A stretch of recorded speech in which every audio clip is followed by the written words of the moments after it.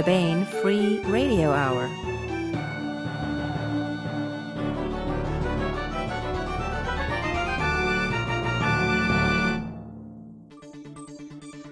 On the podcast, hold on to your hit points. Dungeons & Dragons turns 40, and like a cougar on the prowl, is still making trophies of young, unsuspecting males, and a few females who are also into that sort of thing.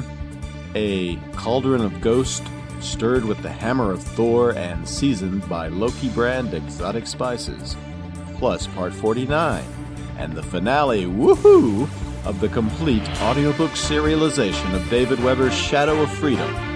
All right now. Welcome to the Baen Free Radio Hour podcast. It's an honor to have you along. I'm Baen editor Tony Daniel.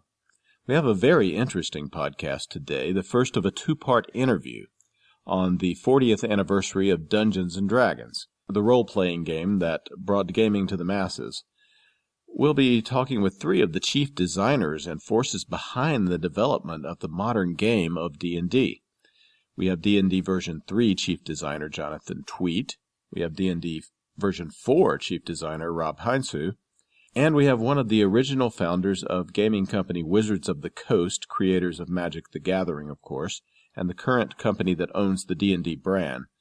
This is Skaff Elias, who was in many ways the driving force behind Wizards of the Coast's acquisition and development of the game after it was bought from TSR.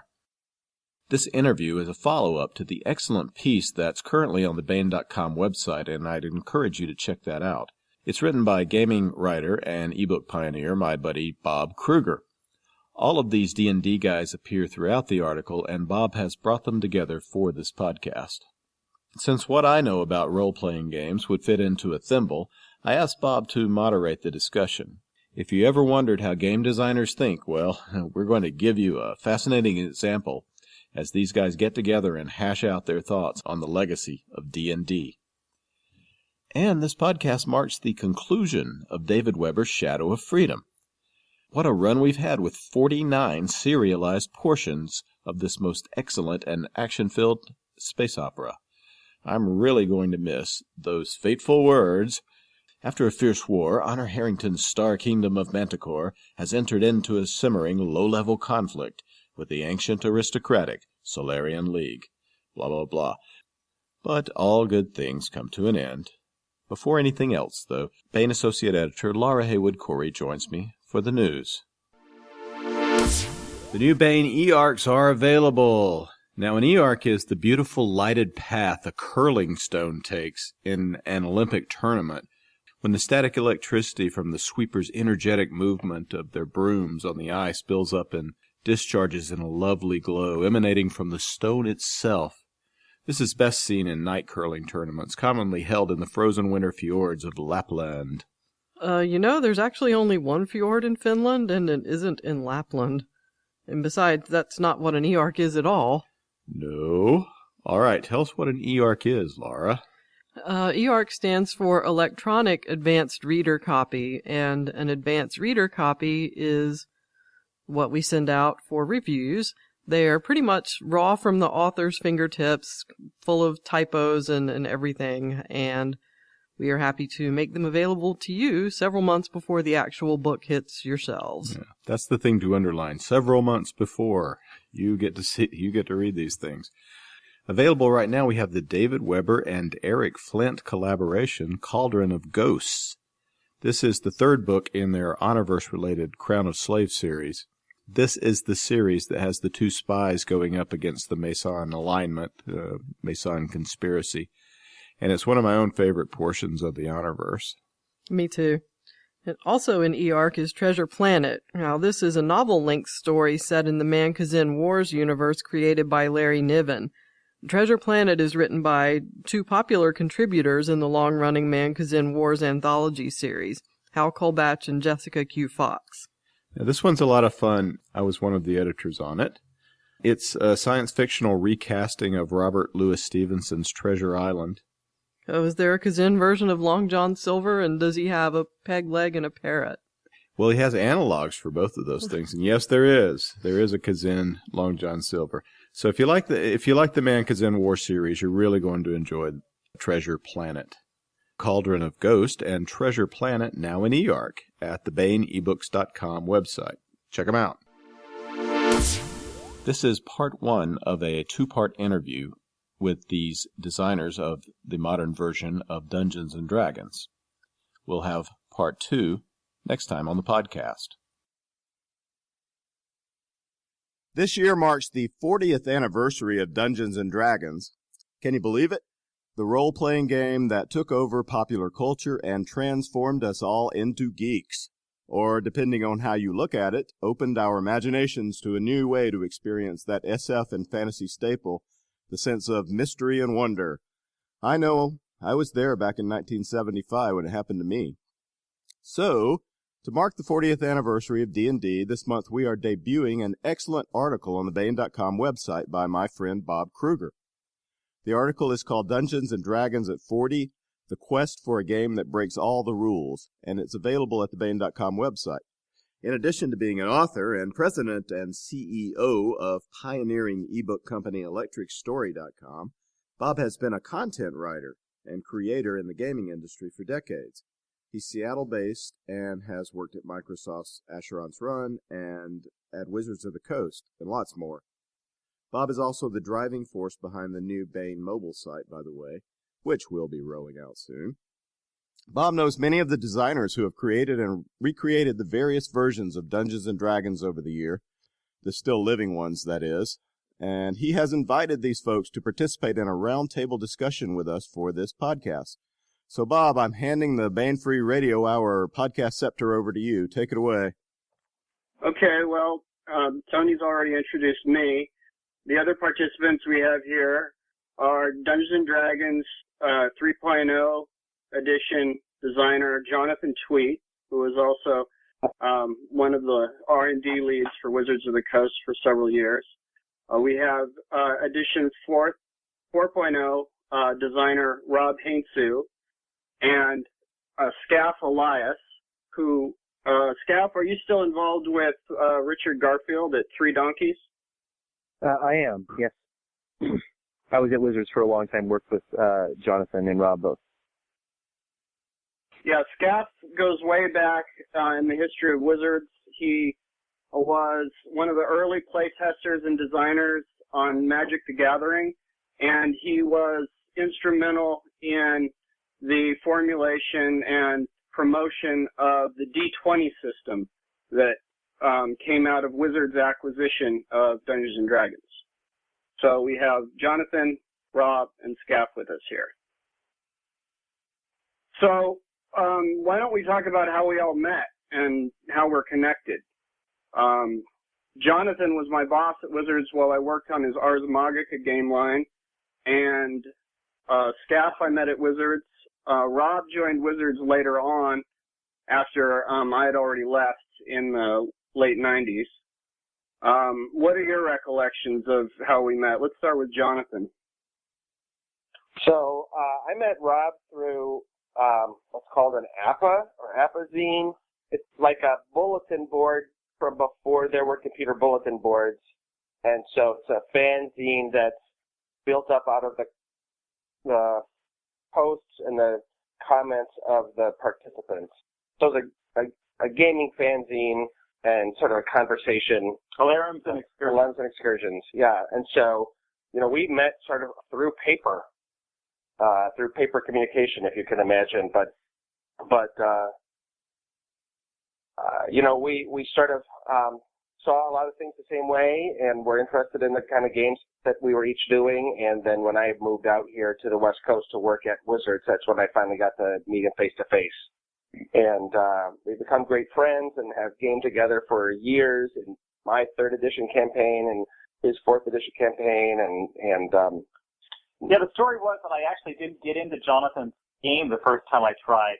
He asked his friends if they would let his friend named Rob join the game, and they said, no, we don't want another player. Then I go out and play on a new soccer team, and I walk onto the field, and the guy, Paul, who used to run the Duelist magazine for a while, the editor, looked up and said, hey, we're playing a lot of D&D lately with your friend Jonathan. We've been seeing a lot of him. And I said, I know. You guys turned me down to join your game. And Paul's like, you're Jonathan's friend Rob? Apparently Jonathan hadn't used my last name, which, Bob, I'm going to point out to you, is pronounced Heinsoo. That was completely opportunistic. All right. Yeah, so anyway, then Jonathan and I got in the same gaming group through my soccer team. Go on. Yeah, now he's the game master. From outsider to game master. Oh, so sweet. Oh, the student has become the master. And I met Skaff at Wizards. For a while, he was the vice president of being very right. and so he sort of was in a lot of meetings and strategy meetings and conversations and what have you. My first recollection of meeting Bob was these 24-hour developing / editing sessions around the clock on VTest. Remember that, Bob? Yeah, right. That was my first assignment. I joined Wizards and I had a couple of weeks to learn the entire concept of the trading card game. You and Richard, with much head slapping, taught me Magic the Gathering, and then the game I was supposed to be working on, Vampire, the Eternal Struggle card game, that was done under license with White Wolf Game Studios. And things got pretty hairy. We only had a couple weeks to get that out.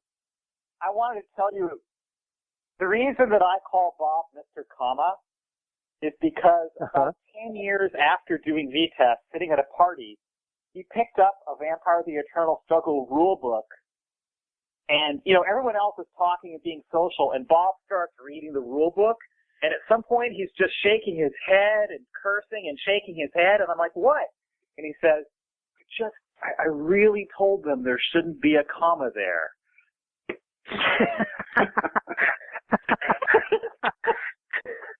That's funny. And the big thing is none of us would have been where we are if it weren't for D&D. It sort of created the hobby game field, and was a huge sensation, and obviously Magic owes a lot to it, and the role-playing games that I've done, they all owe a lot to it. And, I was at Wizards before we bought Dungeons & Dragons, so I did role-playing stuff there with Bob before we had D&D, but again, it was all sort of in the industry that Dungeons & Dragons had established. Yeah. Right. So that was my next question. Jonathan, what was your background that led to your being chosen to overhaul or to oversee the overhaul of Dungeons & Dragons in '97? Starting with college and Lion Rampant and all that. Straight out of college, my friend and I established a desktop publishing company called Lion Rampant to publish our role-playing game, Ars Magica, which is a role-playing game about wizards in the Middle Ages, and it was sort of an attempt to be more mature than Dungeons & Dragons. It had more story-oriented material, more character-oriented material. It sort of drew more expressly on your imagination, and sort of built story conflict into the very mechanics of the game. And then also had a more streamlined system. It was sort of modeled really loosely after RuneQuest. RuneQuest had created a game system where most things work pretty much the same way, so it's easy to learn and it's easy to apply the dice and sort of makes sense and everything hangs together. And so Ars Magica was an attempt to create a new system that would do that from the ground up, and it's pretty successful and still in production, and it's big in France, so I'm happy about that.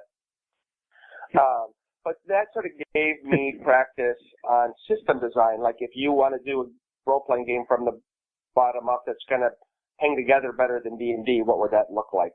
And I did some other more free-form role-playing stuff. I did some freelance gaming. I did a trading card game to try to cash in on the Magic boom, and I sort of did. So that was all good. And that was all before I went to Wizards. And then my first work for Wizards was actually revising their Talent Atlanta role-playing game, which was based on a 20-sided die and had was sort of similar to D&D, and I revised that game. That impressed them, and I got hired there. And then eventually, when somebody bought Dungeons and Dragons, obviously Peter Eichison had great respect for my game design chops, and I got placed on the design team, and then eventually tapped to lead the design team. So, years and years in the making. So your role-playing games, Over the Edge, Everway, Ars Magica, kind of ranged the different territory of Dungeons and Dragons, from more systematized to more freeform. How much of that got into the third edition, or how much influenced the third edition? It's an interesting question, because certainly by the time I was working on third edition, I had a pretty good reputation as being a story-oriented, character-oriented, freeform kind of game designer. Like, my game Everway didn't even have dice or arithmetic, really. You pulled colorful cards out of a deck to determine what happened instead of rolling numbers. That freeform aspect of my game design, I was not able to put it into the D20 system until 13th Age, which is the game that I just did with Rob. I wanted to quickly contradict you in your favor, Jonathan. You had that freeform stuff, but at Wizards, before you were hired, because I knew from Peter's side, and because of the Over the Edge card game, you were actually extremely well respected, almost in a balanced way, for your mechanical stuff as well as your story stuff. People. I remember discussions over and over again there about that in particular, about how you did both, and very few people do that. All right, great. Well, I'm glad that someone recognized that. But it's how you got the job. So Rob, Rob took over from you in carrying the Dungeons and Dragons banner into 4th edition. How did that process go? Because Rob and I met each other working for Daedalus Games for a while, and then it was after I'd been long out of Wizards that Rob joined, and then somehow became the lead of the D&D 4.0 project, and I never got that story. How did that go? One of the funny things is I love the way you call D&D 4th edition 4.0. I love it. It means that the whole 3.0, 3.5 thing is so deeply ingrained in us that we totally expect an incremental addition, But, 4.0 was the 4. Well, wait a minute. I guess maybe Essentials was something else, right? But nobody numbers it. 4.25 or something like that. Who knows? So, geez, Bob, cut me off anytime you want to. I'm not going to go into the whole story. I'll try to phrase it in a big historical sense. The idea that I somehow inherited a banner from Jonathan could only possibly be looked at from a very Olympian perspective, like of historians writing centuries later, because there wasn't actually any transition there, because Jonathan, contrary to what might have happened, the actual thing that happened is that once Jonathan had done 3rd edition, he wasn't working on D&D anymore. There wasn't a situation where Jonathan got to keep on pushing D&D in the direction he wanted to. He just wasn't working on it anymore at all until the D&D miniatures came and Chainmail. And that, curiously enough, is a miniatures game project that Jonathan ran. Skaff was also running it, and I eventually ended up on as a playtester and the guy who did the costing mechanics, I think. Right, plus Chris Pramus from now he's at Green Ronin. Yep. So Chris was heavily involved, the lead right at the start. But that was a project we all worked together on. But that was Jonathan's last involvement with D&D. Now, I think it's fair to say that, yes, D&D completely got me into gaming. And the game that Skaff and Richard did, Magic, got me into being a game designer. Because I was trying to get into the game design field. I was starting to write a couple little small things right when Magic came out. And the reason that I ended up like working at Daedalus with you, Bob, where I got to, I also met you on an all-night, an all-weekend 48-hour extravaganza when we laid out the Shadowfist cards, but was because of exceptions-based trading card games. And I got in because no one else in the gaming industry had been working with them, so they didn't know what they were doing, really. And I was new, and it turned out I could do that, and so I ended up helping on Shadowfist, and I ended up being a playtester for Jonathan's game On the Edge and so forth. And I think all the years later, when you say, how did I become lead designer on 4th edition, it was partially because when I was working at Wizards, I was kind of a guy who was in between the card. I was in between the card side crew and the role-playing game crew. I did card games for at Wizards, and I also did role-playing games, and then I did miniature game stuff. And I also designed like little like 3 Dragon Ante and Infighting and Dream Blade, the Magic. So I was always doing different designs, and when they needed, I think what the role-playing side of the company basically said, well, we want somebody running the I think this is what here, I'm going to put words in their mouth. We want somebody running the project who actually is accustomed to designing games, designing the entire project. And I don't think they expected to give me the job. I interviewed really, really well. And I basically was committed to going ahead and trying a lot of different approaches. And that's partially because 3rd edition was such an amazingly good game. And I think one of the issues that they had was that an awful lot of the staff was really heavily committed to 3rd edition as a great game. Well, I liked it too. And I mean, I was in Jonathan's campaign. It was like the best campaign I think I've ever been in my life. But I'm also a game designer, and I have the ability to go ahead and say, oh, well, if you're going to have to do something different and you're being told you must do something completely different, well, I was comfortable with going ahead and tackling that. And I think a lot of other people were not, sort of like, well, we all felt that, well, you're doing another project after 3rd edition, that's a pretty tough thing to do. But I was like, well, at least I can think about that in game design terms. And exceptions-based gaming, in fact, was the way the 4th edition sort of went. And that therefore played into my strengths as a person who'd been doing the D&D miniatures game, which was all about exceptions-based gaming, and some other projects. Can you define that for our listeners, exceptions-based gaming? You brought this up a couple times. Sure. Every game has basic rules that it gets played by. Chess is an example. Exceptions-based gaming is where the interesting individual, and Skaff and Jonathan can chime in and if they disagree with me, the interesting individual elements break the rules in a specific way that makes them interesting and ideally, I'll just say, makes the gameplay better by the way they break it and how players will therefore choose to manipulate the game using those pieces.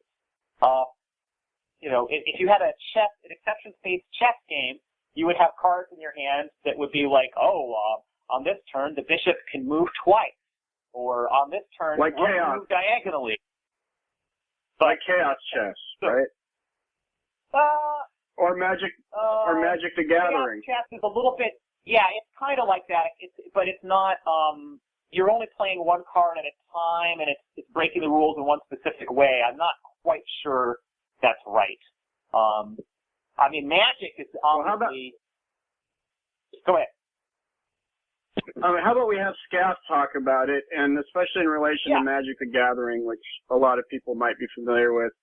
Skaff had a lot to do with Magic, especially early on, through, if I remember, Fallen Empires expansion, or did it go beyond that? Ice Age or Antiquities, the base set, a lot of cards in Alpha, and then Antiquities, and then I obviously working with other people, but no, from the very beginning, Fallen Empires was like halfway through the run.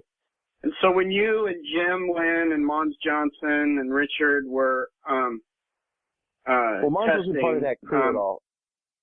Yeah, Mons wasn't. Mons came much later. Earlier in a way, because he knew Richard in high school. but he wasn't hired at Wizards till pretty late relative to the the beginning stuff. Yeah, as far as the exception-based gaming stuff goes, I mean, I agree with what Rob's saying, but I'm not sure. I mean, he's probably a better person to define it because I'm not sure I quite understand the distinction between an exception-based game and a non-exception-based game.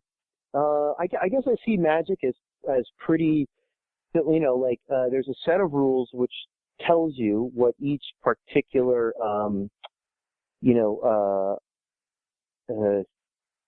how to read each particular card, I guess is the best way to say it. So there is this overall set of rules, but mostly the individual elements are what, can each be different from each other in a codified way based upon the core rule set. So it's actually very similar to Dungeons & Dragons, at least I think. Any particular monster in Dungeons & Dragons or character or spell or power is very similar to the stuff in Magic, right? There's this overall system, roll your D20 or whatever, and then everything else fits into that. And miniatures games work, more or less the exact same way. They're all kind of, I guess, if I understand the term right, they're all basically the same. You've got a core set of rules, and then the individual units all kind of are different from each other and can make changes to that. Let me jump in for a second, because I think there's something interesting about different styles of D&D design that sort of occurs to me because of this. Third edition is a language that the people who play it and really get into it fully understand for, in a certain sense, simulating the world. It's like when you're designing a third edition monster, or you go ahead and give it the abilities that are like, oh, that's what it should have. To be in this world, that's what it should have. And what you end up with, because of that simulation quality, is, well, first of all, sometimes monsters with a ton of abilities, like a huge amount. Other times, you also end up with monsters that are really quite a bit alike, because there's if you're going to go ahead and do a Giralon and a Gray Render or whatever, look, they're both big, furry guys, and they have this many hit dice, and they grab you and tear you apart. There's really nothing else going on there, per se. Now, I will say that when I think of exception-based design, and let's carry that over, like even more so than 4th edition, but even more so the project that Jonathan and I have just been working on 13th Age. When we're doing a monster like that, we're looking for the one or two ways that monster is going to be really interesting and different than other exceptional. And we don't care that if you in a different world you would say, well, I guess if you're going to show exactly what it's like, you should model it with a grab ability. We don't care. We're not going to do a grab ability because that isn't interesting and evocative and fun.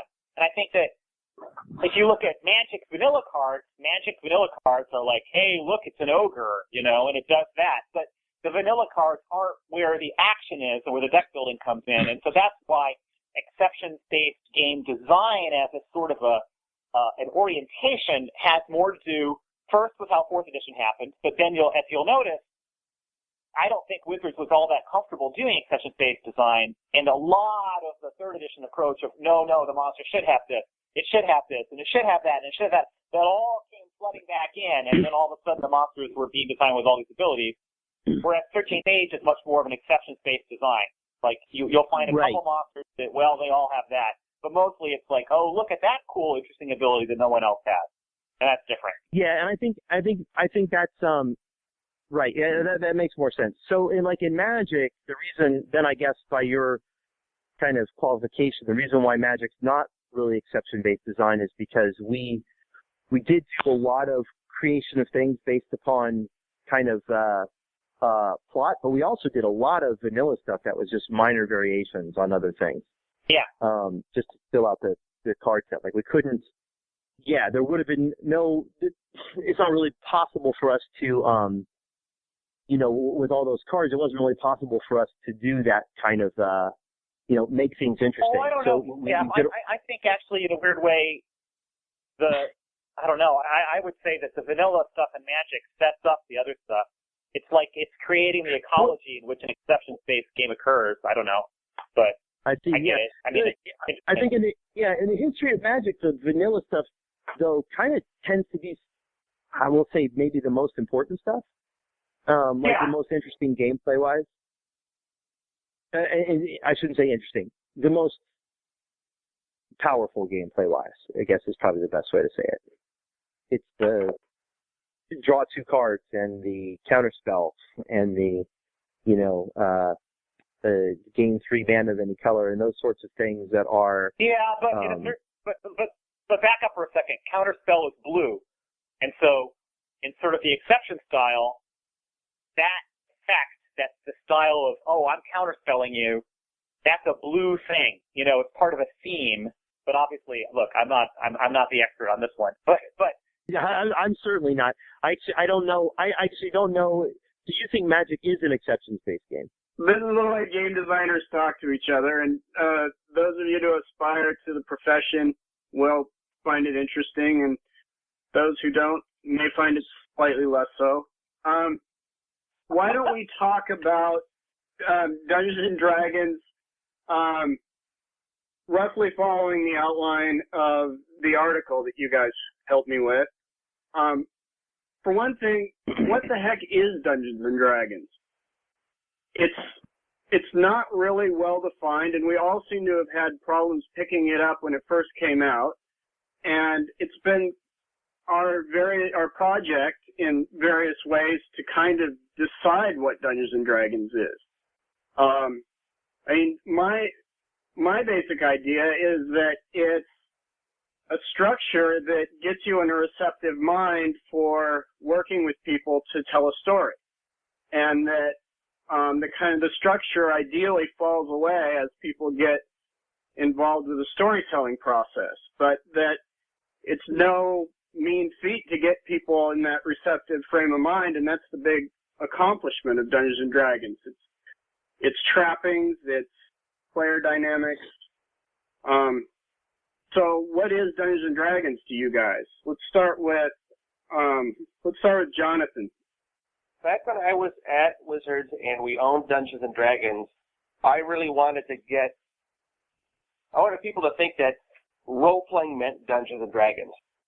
And Dungeons and Dragons meant role-playing. If you got the leader, you want to feel like your brand defines that whole genre. And so that was part of the D20 movement where we could take the D&D rules and put them in Star Wars or put them in the far future or do stuff like that with them. What that's tapping into is that the big deal about Dungeons & Dragons isn't even really unique to Dungeons & Dragons. The big deal of Dungeons & Dragons is, you together are going to imagine a fictional world and sort of pilot your characters through it. And it has this open-ended, undefined quality because you are making it up. And it provides enough structure that you can take it seriously and enough open-endedness that you never know what's going to happen. And that's just the formula for tabletop role-playing in general, whether that's Star Wars or even by freeform stuff. So the biggest question is, what is Dungeons and Dragons? It's the thing that defines role-playing. And what is role-playing? It's this unique game activity where the action takes place in the imagination, and that is a simple idea, but it's really profound, and it sort of changes everything. What's your take? What is Dungeons and Dragons? I don't disagree with anything that Jonathan said. I mean, I like the summation. Therefore, another way to put it is that a little bit like IBM, Dungeons & Dragons created this category of game, and therefore the games that come afterwards are all either in its shadow or compared to it, or they account for its existence. And yet at the same time, there is this brand out there in the world called Dungeons & Dragons that's presently owned by Wizards of the Coast that has this business clout, and to varying degrees, as an example of Jonathan saying, the D20 license was an example of how that brand, in a certain sense, got shared. So as a game experience, what it means to, quote, play D&D, for a lot of people, it's been fuzzy for a while. I mean, I think that there's an element of, now with people playing 3rd edition, 4th edition, 3.5, Pathfinder, OSR, and the Moldave version, and when people say I'm playing D&D, it can mean any number of things. You can be pretty sure they're not playing Champions. You can be pretty sure they're not playing GURPS. Yeah. But they might be playing Dungeon World. Yeah. Not playing Apocalypse World, but they might be playing Dungeon World. And so I think that is going to continue even more, perhaps, when D&D Next follows its plan of sort of being something you customize the way you want to, which is what its stated intention is, because that's okay, so it's saying, hey, play D&D the way you want to, and I think people already are, and Jonathan and I certainly are with 13th Age. So to add to Jonathan saying of playing the imagination, I suspect it's pretty important to go ahead and say that it draws heavily on the Western fantasy tradition that was of Robert E. Howard, Sword and Sorcery, and J.R.R. Tolkien, because if you remove those pieces and all the sort of DNA from there, all of a sudden it looks pretty different, and people don't quite know, Dungeons and Dragons, and that's why the project Jonathan worked on, Hal Atlanta, absolutely no elves, it could say. Well, that's because D&D was ensconced in that sort of look, of course there are elves. It comes from that place. And so I would add that little cultural background to it. But aside from that, I think, Jonathan's view is pretty good. Go ahead. That's one of the things I want to revisit, the D&D as classical education for the masses, which I thought was a great quote from you. But first, let's get Skaff's take on what is D&D. Yeah, it's mine should have gone before Jonathan's because his summation was better than what I'm about to say. But it fits inside what he said, which is the interesting thing about D&D for me is that I think I've played it not necessarily with this whole imagination thing, fantasy thing going on. I played it as just a strict miniatures game, and this is back when we first started playing it. And there was close to zero fantasy, and we're playing around the table. It was really just because we had a bunch of people that had played sort of wargaming and Napoleonics and that kind of thing, and it was just a kind of a different version of that. And then at the same time, maybe a year later, I was in another campaign that was concurrent that I could only play with these people at lunch at school, and we didn't have dice. We weren't allowed to use dice. We played an entire campaign with no dice.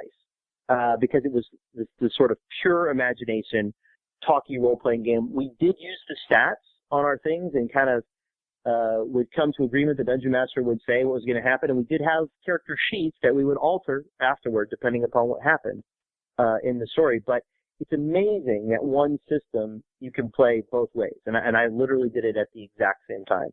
And that's I think that's a large portion of the power of it. That was my experience early on. It was just out of sheer ignorance and trying to figure out how the process worked that I treated Dungeons and Dragons as a board game when I picked it up when I was 11, and actually took the included module map and remapped it so that miniatures would fit in the dungeon squares, and then tried to learn it that way, treat it as a board game. The rules were so sketchy that I really had to invent it for myself, and that seems to be kind of a common experience among all of us. So going from there, in bringing Dungeons and Dragons from its original incarnation in 1974 to third edition, which really revolutionized the game. Jonathan, why don't you speak to that in what the game was originally, and then what parts of it that you omitted, changed, normalized to go from original D&D to third edition. Yeah. So when I look back at original D&D and also like the D&D supplements from that time, or adventures you could buy from Judges Guild, really the feeling was you were reading somebody's game notes. This is somebody's idea for, how to handle, like, oh, you want to have a water battle. Well, I came up with some ideas for how you can do a water battle. And you want to turn undead? Well, here's a table for how you turn undead. Oh, you want to make a saving throw against being turned to stone? Here's a big chart to show you how to do that. And every time something would come up in the game, it seemed like the designers would create a system for it, a new table or a new stat or a new way to roll the dice. And so the charming thing about that is that it implies that it's really in your hands. That's the way that they did it. Like the first books talk about, you can use this system if you want to for combat, or you can look at this other game and use their system. It works too. And it was, you were, as the people running the game, you were supposed to figure out what you liked and didn't like and what you're going to handle and how you're going to handle it. And but what that also meant was it was really sort of incoherent, right? So sometimes you would be rolling 2 dice, and sometimes you'd be rolling a d20, and sometimes you'd roll a d20 and want to get high, and sometimes you'd want to roll a d20 and want to get low. Everything was, every system was its own thing, and it did not hang together in a coherent way. And then that all got standardized in Advanced Dungeons & Dragons in the 80s, which is great, really successful, but it sort of took all the stuff that had been built up, sort of accreted a little at a time, and solidified it and made it the gospel, which was great. It was great that it was all, unified and all put together, but it wasn't really unified. It was collated. It was all brought together, but it wasn't redone so that it all hung together like it was meant to, and so what 3rd edition was. So you still had the element of like, hey, select. You were told this is a system that's all. You were told the system is unified. Choose the pieces that will in the background. Choose parenthetical. Yeah. Which pieces are you going to use? Yeah, that's right. There's multiple, right? Exactly. Yeah. Optional rules. Yeah. Many of them made a big difference on play, right? And so with 1st edition, what we really tried to do was recapture the spirit of 1st edition, but redo the way you rolled the dice and what the numbers meant from the ground up, so that you're still rolling a 20-sided die and you still want to have an 18 strength, but when you're doing all these different things, casting a spell, climbing a rope, swinging a sword, there's some consistency to how those numbers all work together. And that was the big thing that 3rd edition did. It did not try to establish a new vision for D&D. It didn't really even try to change the contents of D&D. Like we knew that people loved these spells and loved these magic items, and they were going to put them in their game whether we did them or not. So we went through and converted 1st edition AD&D to 3rd edition, and we didn't rethink what monsters were going to be in the monster manual or what spells were going to be on the spell tables. We kept the stuff from 1st edition by and large, and then unified it, and so systemized it so that it was consistent. And that was very different from 4th edition, which really did have a new vision for Dungeons and Dragons.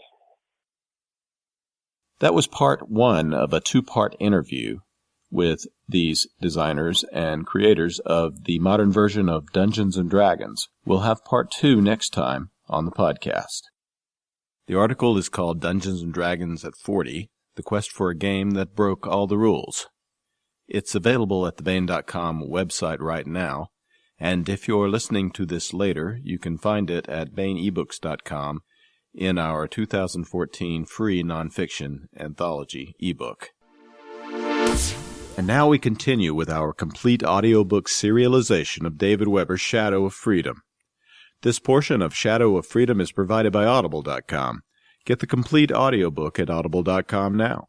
If you are not a subscriber, you can get the entire audiobook free or choose from more than 100,000 other titles when you try Audible free for 30 days. Okay, here's what has gone before. After a fierce war, Honor Harrington's star kingdom of Manticore has entered into a simmering low-level conflict with the ancient aristocratic Solarian League. The Solarian League is crumbling, and at the edge of its empire, rebellion is brewing. The Solarian Office of Frontier Security is in charge of keeping the peace on the Solarian frontier, the Verge. Brutal tactics and puppet dictatorships are par for the course for the OFS. Royal Manticoran Navy Admiral Michelle Hinka, Countess Goldpeak, commands the Royal Manticoran Navy forces in the Talbot Quadrant, a region allied with the Star Kingdom and on the border of the restive frontier of Solarian space. When Goldpeak receives word that a Sally assault on the Manticoran home system has been utterly destroyed, she decides to take action against the Solarian forces in her sector, and in the process aid many of the rebel groups that have sprung up here at the crumbling edge of empire. With the bulk of her fleet behind her, Hinka arrives in the Myers system, heart of the outermost quadrant of Solly space. The Solly space forces in Myers are caught off guard, but with their engines hot for training exercises, they may have a chance to escape, or even inflict major damage on Goldpeak's fleet. Goldpeak is just as determined to drive the Sollys back, once and for all. The climactic battle has been joined, and a new order is beginning to take shape in the Talbot Quadrant, the Verge, and beyond. Here is part 49 and the final episode of David Weber's Shadow of Freedom. Chapter 36. Sit down, Mr. Hongbo. Junyan Hongbo obeyed the command and settled into the chair facing the ebony-skinned woman in the black and gold uniform. He wasn't looking forward to this interview. In fact, he wasn't looking forward to just about anything that was likely to happen for the foreseeable future, and he found himself fervently wishing, again, that Wanderlust had managed to make it across the hyperlimit in time after all. Probably unreasonable to expect anything of the sort, he thought glumly. After all, Herschel worked with Lorcan for years. Why should I have expected her to be any more competent than he was? He knew that thought was unfair, to Verrocchio as well as Captain Herschel, but he didn't much care at the moment. The woman on the other side of the desk ignored him for several moments, letting him simmer in his own juices while she considered the data on her desk display. He could see its reflection in her eyes, and he wondered if it actually had anything at all to do with him, or if it was simply window dressing. Whichever it might be, he told himself, it wasn't going to have any real effect on what he expected to be a most unpleasant interrogation. The only reason for her to be looking at it at this particular moment was to tweak his nerves a little tighter. He'd used the same technique himself, more times than he could remember, and he was actually a bit surprised to discover that it was working on him just as well as it had ever worked for him. I wonder if they've managed to crack my files yet. Bardesano swore no one could do it, and that if it looked like anyone was going to, the security protocols would scrub them back to the bare mollysurk. And they really were better than anything OFS had on tap. But Manti-proof? He grimaced mentally. Not likely. They're going to get at least something out of them. The question is, how much? At least he'd never been stupid enough to record anything likely to incriminate him. There was that handful of memos from Valerie Ottweiler he'd tucked away as an insurance policy, but they only demonstrated what Ottweiler had asked him to pass on to Verrocchio on an official level. They didn't include any of Ottweiler's unofficial requests, and every one of them made it clear he himself had exercised no decision-making authority on the requests in question. He'd made damned sure there was nothing in his files that could link him to any of the more questionable decisions he'd helped guide Verrocchio into making. Unfortunately, there was no way he could know what Verrocchio had been foolish enough to record. The possibility that he'd kept something that could lead back to Hongbo was unpleasantly high, although the vice commissioner could at least hope that if he had, it would turn into a case of one man's word against another's. In the end, though, he knew the Manties were going to find at least something he'd dearly love for them not to find, and the best he could realistically hope for was that it would be one of his more minor peccadillos. And, of course, that they're willing to stop looking when they find it, rather than turning over enough rocks to find something that isn't minor, he thought glumly. And what do you think the odds of that are, Junyan? You're not exactly one of their favorite people in the entire universe. Well, Mr. Hongbo, the woman behind the desk said, finally, sitting back and folding her hands on the blotter in front of her. You've been a rather busy fellow, haven't you? I beg your pardon, he replied stiffly, his expression carefully outraged. I said you've been rather busy, she repeated with a smile. You and Commissioner Verrocchio both. All that running about, discharging your little errands for people like Manpower and Technodyne? She shook her head. I hate to think about all the time that took up. Time you could have spent so much more profitably on routine frontier security graft, embezzlement, and extortion. Admiral Goldpeak, he said coldly, I am a vice commissioner in the service of the Office of Frontier Security and the Solarian League, not some minor functionary on one of your ragged Talbot Quadrant system governments. He straightened his spine, glaring at her, projecting his very best affronted senior bureaucrat image. There was no doubt in his mind that she was recording all of this, and eventually a copy of that recording was likely to find its way into Solarian channels. Under the circumstances, it behooved him to demonstrate the proper demeanor of a senior bureaucrat in hostile hands.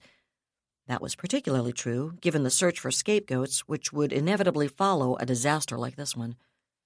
The last thing he needed was to provide ammunition for the people determined to make him the scapegoat by making any admissions of guilt or demonstrating any sign of weakness. Of course, that was a long-term consideration, and there were shorter-term implications to his situation as well, like finding a way to fend off the immediate consequences if the Manties figured out just how instrumental he'd actually been in arranging events in the Talbot Quadrant. Unfortunately, he didn't have much to work with. He recognized the weakness of his position as well as he was certain Goldpeak did, yet the only defense he had was to make it a matter of playing public roles against one another.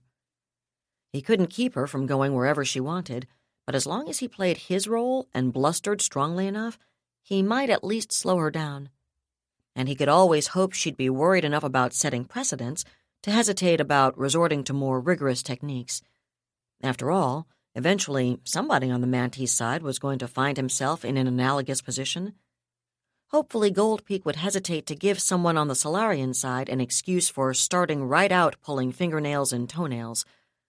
Unfortunately, only a complete imbecile would think for one moment that the Solarian League was going to worry about precedents set by Manticore, and Goldpeak was no imbecile. Hongbo was glumly aware that Solarian arrogance, and especially that of Frontier Security and the Gendarmerie, was going to be sublimely confident it could do whatever it wanted without worrying about reprisals, and he never doubted the Manticoran admiral across the desk from him knew that as well as he did. Under the circumstances, he doubted somehow that someone who'd already displayed Goldpeak's initiative was going to be fazed by any concerns about tender Solarian sensibilities when it came to something she really wanted to know about. I'm not answerable to you or to your Star Empire, even in a private capacity, and certainly not in a public one, he continued, putting as much bite into his voice as possible. Your high-handed actions in this star system represent a flagrant violation of interstellar law, as you're very well aware, and your gross insult to the persons and offices of the Solarian League's official legal representatives and your bare-knuckle aggression against the Solarian League Navy is totally unacceptable. Believe me, you and your entire Star Nation will be held to account for your actions before this is over. He met her eyes levelly, refusing to flinch, letting her see the unbroken rock of his defiance. And she laughed. Oh, very good, Mr. Hongbo. She shook her head. You actually sound as if you believe a single syllable you just said. That's amazing. I beg your pardon, he repeated as icily as he could, which, to be honest, wasn't particularly icy at all. Her obvious amusement did not bode well. Yes, I'm sure you do. Beg my pardon, I mean. She smiled cheerfully. Not too surprising for someone in your position. I'm pretty sure your superiors back in old Chicago aren't going to be very happy with you or with Commissioner Verrocchio. No matter what else happens, they're bound to scapegoat the two of you, even for the things that weren't your fault. Of course, at the moment, I haven't found anything that wasn't your fault, but I'm sure if we keep looking long enough, we'll find someone else who screwed up almost as egregiously as you guys. I'm not a big fan of kicking someone when she's down, but the truth is that you and the commissioner have shown an absolutely incredible talent for backing the wrong horse. Hongbo felt himself wilt in his chair and forced his spine to stiffen. He managed to maintain eye contact, but he knew his effort to project defiance wasn't fooling her any more than it was fooling him. The two of you have made one questionable decision after another from the moment you climbed into bed with Manpower and Technodyne and encouraged President Tyler in his little adventure in Talbot, she pointed out. And that business with Admiral Byng in New Tuscany. She shook her head again. Not the most shining moment of your career in public service, I'm afraid. I have no idea what you think you're talking about, Admiral, Hongbo retorted. Admiral Byng, as you're very well aware, was a battle fleet officer operating under the authority of his own orders, not that of the Madras Sector's civilian officials. Oh? She seemed to glance past him, making him acutely aware of the Marine Master Sergeant standing respectfully against the cabin bulkhead behind him. So you're telling me you didn't deliberately encourage Admiral Byng's natural aggressiveness and arrogance in order to get him to New Tuscany? I most certainly did not, Hongbo snapped. And I take it you're also telling me you weren't being influenced by people like Valerie Ottweiler or Aldona Anisimovna when you encouraged, or didn't, as the case may be, Admiral Byng and Admiral Crandall? What? How dare you suggest anything of the sort? It's not hard, she said mildly. I open my mouth and the words come out. It's even easier when I'm pretty sure I'm being accurate. So, are you going to answer my question? I was never unduly or improperly influenced by anyone, and especially not by the individuals you've just mentioned, in the discharge of my responsibilities. Well, that's certainly a clear enough statement, she said. Her eyes refocused on his face, and she smiled again. The reason I ask those questions, she continued, is that we've found records of over a dozen private meetings between you and Mr. Ottweiler since that whole business with Monica blew up. Given the degree of tension between the Star Empire and Mesa, and Manpower and Technodyne's demonstrated involvement with Monica, the number and frequency of those meetings inevitably leads us to wonder about the extent to which your own actions and the advice you gave Commissioner Verrocchio might have been influenced. I'm sure once we've cracked the encryption on your personal files— by the way, my people tell me it's a very good security package. Congratulations. We'll have a much better picture of exactly what went on. A more fully developed one, I mean.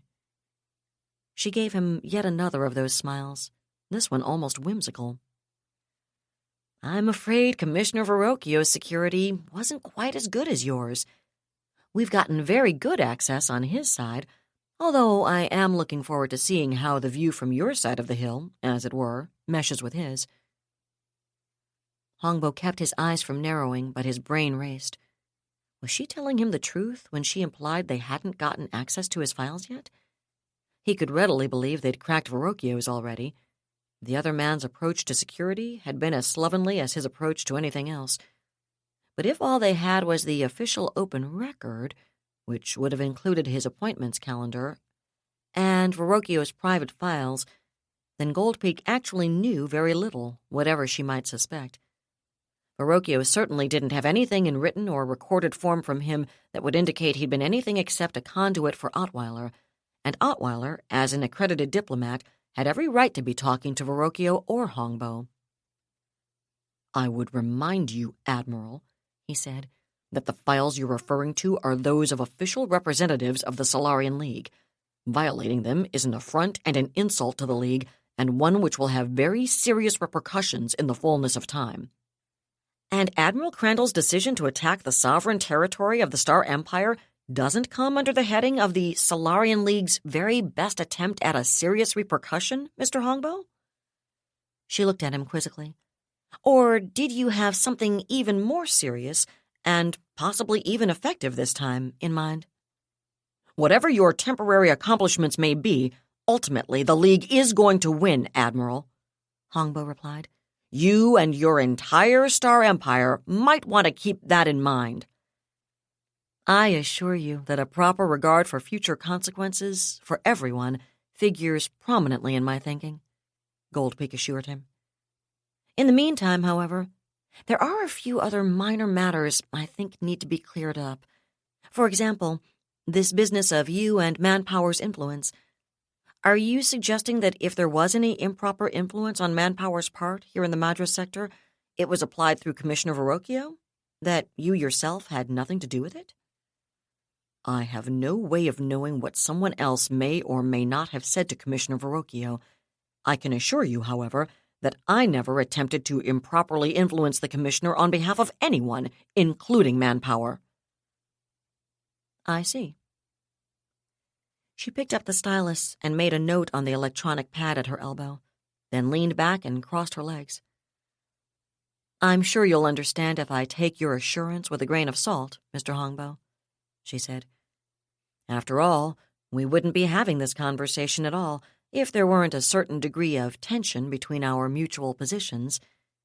You're the most senior Solarian representative I've had the opportunity to speak to, however, and I'm interested in getting your perspective on recent events.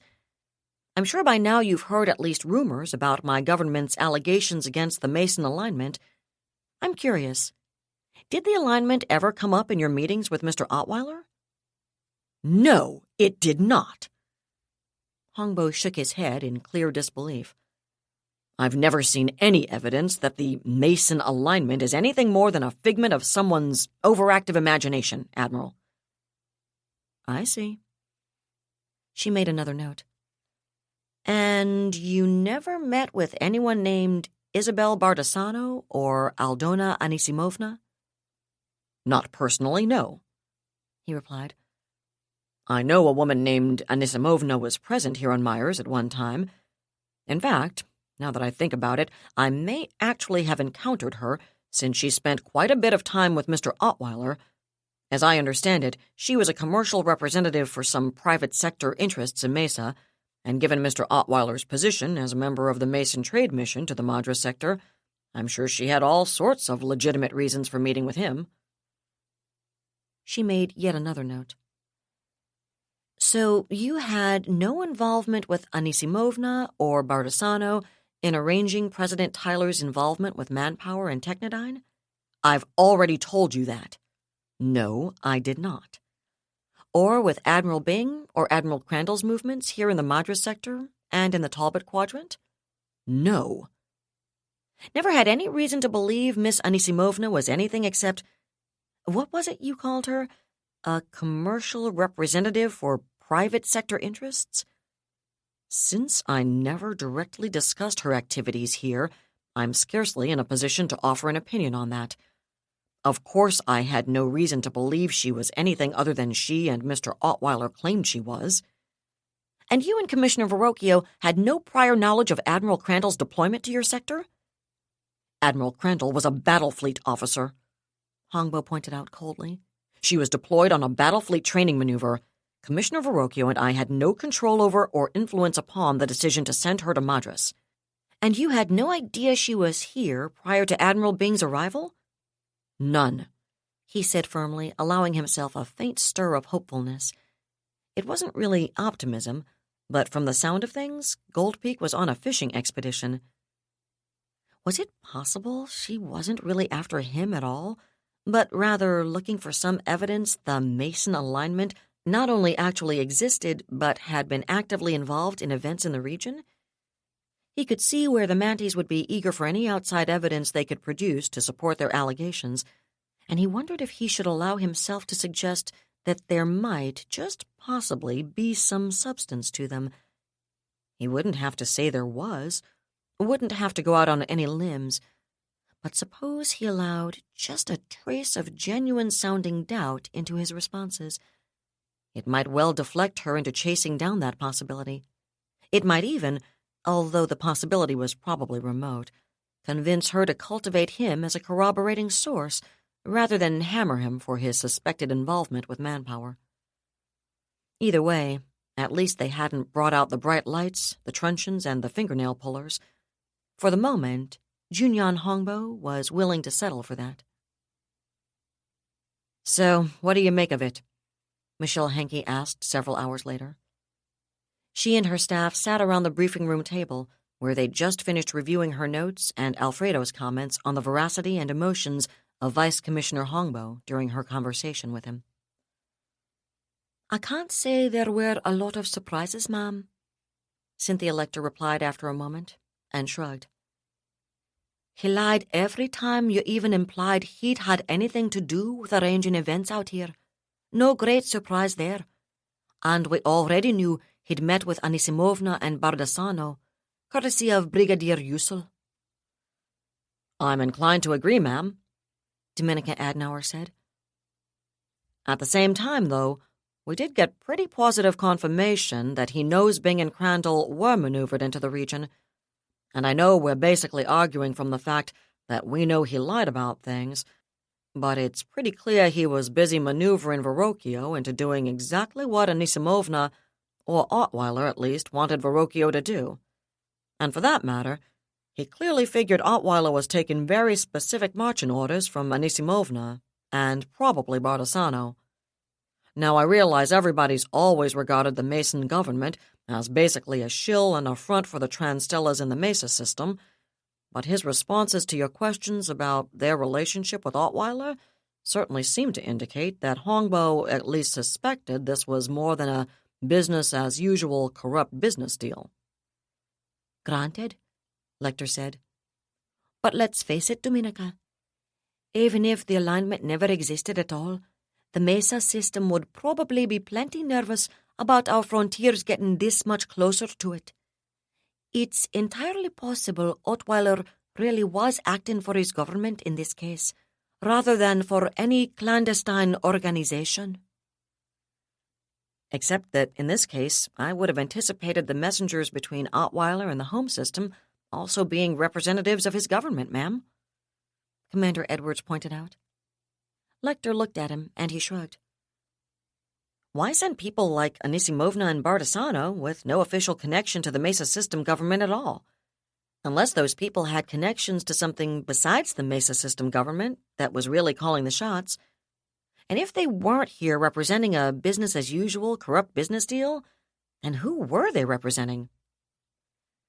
"That was one of the points that struck me most strongly, too," Michelle said with a nod. And according to Alfredo, Hongbo registered a lot of uncertainty himself when it came to whether or not the alignment existed.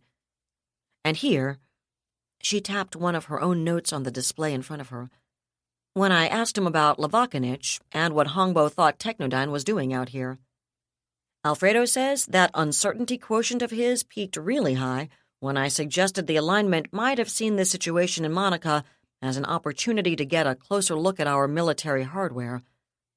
I think our Mr. Hongbo's wondering whether or not he's been taking orders from the alignment without realizing it for quite some time." "Agreed, ma'am," Lecter said. "And there's no question that we've clearly established that both Hongbo and Verrocchio have been squarely and knowingly in somebody's pocket from the very beginning. I think we've also established that Hongbo was really the primary contact point between Mesa and everything else going on in the Madre sector. That was worthwhile in its own right, and it's going to help steer the investigators to the evidence they need. And I'll concede that Hongbo, at least, is coming to the conclusion the alignment actually exists, but he wasn't able to give us a smoking gun. There's nothing in any of his responses, whether they were truthful or lies, that demonstrates any actual knowledge on his part that the alignment is a reality and not just a figment of our imaginations." "No, there isn't," Michelle acknowledged. "There is clear confirmation, though, that somebody in Mesa was pulling the strings out here, that everything we've been saying about outside involvement was justified, and that it was coming out of Mesa. Whether it was the alignment or not is really beside the point in that regard. Personally, I'm pretty damn sure it was the alignment, but whether I'm right about that or not, I don't see any reason to think the string pullers in Mesa are going to suddenly stop acting against our interests. And it's occurred to me that there's one place in the galaxy where we can probably find proof whether or not the alignment exists. Lecter's eyes widened with what might have been a touch of alarm, and Michelle smiled thinly. In my opinion, what we've already established from the files we've cracked, completely exclusive of anything Hongbo may have said to me or Alfredo may have picked up from his mind glow, is that some group in the Mesa system was directly behind the actions leading to the deaths of our personnel in New Tuscany. Moreover, Ottweiler's involvement means the Mason government was involved. There's a phrase that describes an official government action hostile to the interests of and to the safety of the citizens of another government people. It's called an act of war, and that's precisely what the Mesa system has perpetrated against the Star Empire of Manticore. Silence hovered for a moment. Then Lecter cleared her throat. I can't disagree with anything you just said, ma'am, she said very carefully. Can I ask where you're going with it, though? Instead of just asking me whether or not I've lost my mind, you mean? Michelle inquired with a smile, which looked oddly impish. Far be it from me to put it in those terms, ma'am. Oh, I'm sure, Michelle chuckled. But then her expression sobered. This isn't some impulsive decision on my part, Cindy. She let her gaze circle the table, meeting each of her staffers' eyes in turn. I've been thinking about it ever since the Yawata strike, and especially since Kashat and Zilwicki got home from Mesa. The Solarian League and the Star Empire are at war, and we got there because of someone else's machinations. And while those idiots in Old Terra appear unwilling or unable to admit the possibility, whoever's behind all this obviously doesn't have the League's best interests at heart any more than she's looking out for ours. We've done our best to suggest that possibility to the Mandarins, but they're too busy spinning the confrontation to consider our suggestions seriously. Of course, that's the best-case explanation for their actions. The worst-case explanation is that the bureaucrats calling the shots in Old Chicago know exactly what's going on, and they're in the alignment's pocket.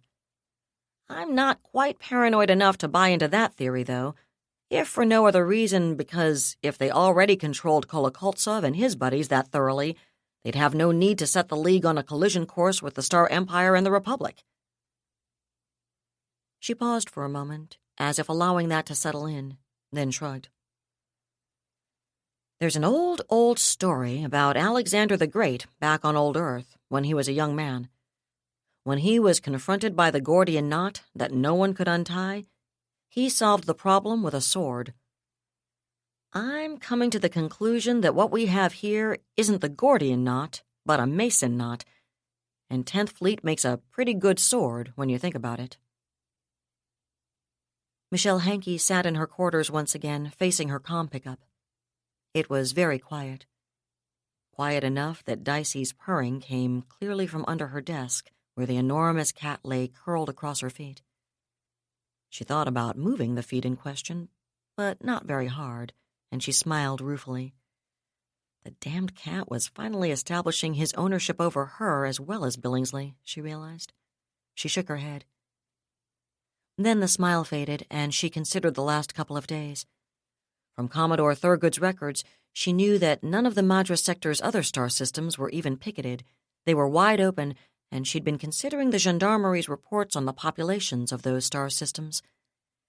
It was unlikely any of the other systems would be able to assume the functions of self-government as smoothly and effectively as Myers had. Yet even in the case of Macintosh, there was clearly at least a hub around which a government could coalesce. That was actually one of the few points she'd been able to come up with in Lorcan Verrocchio's favor.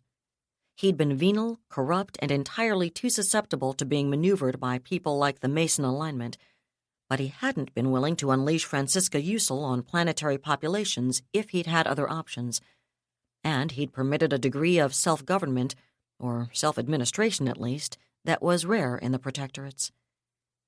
Dispatches from Baroness Medusa and Admiral Kumalo had arrived, authorizing her capture of Myers. Of course, she'd already done it by the time authorization arrived, but it was good to know that, so far at least, her actions stood approved. And although her message requesting ground forces to bolster her marine strength hadn't arrived when their dispatches were sent, they'd informed her they would be forwarding the first locally raised and equipped guard battalions within the next month or so. Bearing all of that in mind, she was confident she could sweep up the rest of the Madras sector with no more than destroyers and possibly a few cruisers. And that, of course, left her battle cruisers, her Sealacs, and her super dreadnoughts for something else. She intended to use them. Her orders and operations plan had been drafted. Within the next 10 hours, ships would be departing from Myers for every other system in the Madras sector, and 2 hours after that, everything except a minimal security force of 3 LAC squadrons would depart Myers itself. She'd already written the official dispatches to Spindle and to Manticore itself, explaining her actions and intentions. Now there was one final message left to record, and she keyed the pickup. By the time you view this, Beth, I'm sure at least some of my professional colleagues are going to have cast a certain degree of doubt upon my alleged mental processes. In this instance, they may even have a point. But I think this is important. Well, obviously I think that, or I wouldn't be doing it. She shook her head with a slight smile. Trust me, I'm aware of the risks involved. I'm also aware that when you've already got a shooting war with the League on your hands, having someone dash off on her own and open yet another front may not be incredibly high on the list of your priorities. On the other hand, we are already at war with the League. Somehow, I don't see my calling on Mesa making that situation a lot worse. And the potential return, the chance to actually find proof of the alignment's existence, not to mention the possibility of throwing a king-sized spanner into its works, strikes me as well worthwhile. The reason this is coming to you as a private message, in addition to and unattached to my official dispatches, is that I want you to understand that I'm doing this on my own authority for a reason. I made it as clear as I could in the official record that I'm acting on my own. The reason for this message is to tell you that I did it that way deliberately to give you the option of disavowing my actions if that turns out to be necessary. Maybe I've been hanging around honor too long, but this is something that needs doing. And if the price for my doing it is that you'll be forced to recall me or even court-martial me, it's worth it. Our family has a responsibility here, over and above my responsibility as an officer in your Navy.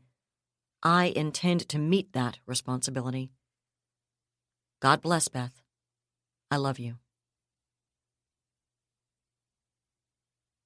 This has been an Audible Inc. production of Shadow of Freedom, written by David Weber, narrated by Allison Johnson. Producer Mike Charzik. Copyright 2013 by Words of Weber Inc. Production copyright 2013 by Audible Inc.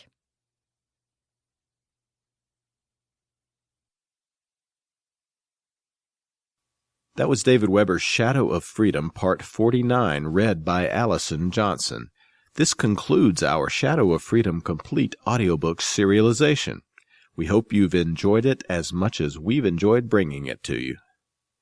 And that's it for the podcast as well, although we'll be back next week. Thanks to Audible.com, thanks to Christopher Chafani, Laura Haywood-Corey, and to podcast theme composer Ruth Judkowitz. And a timely visit from Rollo, god of the saving throw. Yes, he does look a lot like the actor John Goodman. And an elf valet with infinite hit points and a saucy attitude. To writer Bob Kruger, and to Dungeons & Dragons designers and developers Jonathan Tweet, Rob Heinsoo, and Skaff Elias. Please join us next time here at the hammering heart of science fiction and fantasy, and keep reaching for the stars.